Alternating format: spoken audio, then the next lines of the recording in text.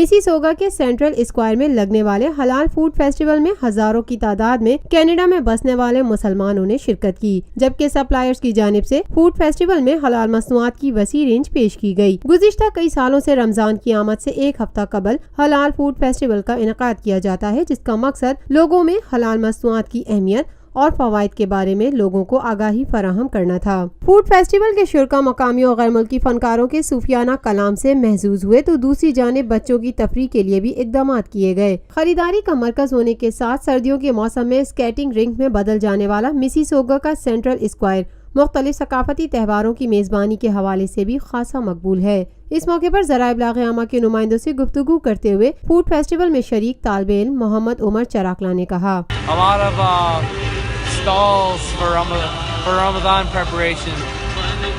So it's pretty nice and a good outcome. A lot of people are here. Lotus Lake Towers, a groundbreaking endeavor by Lotus Properties.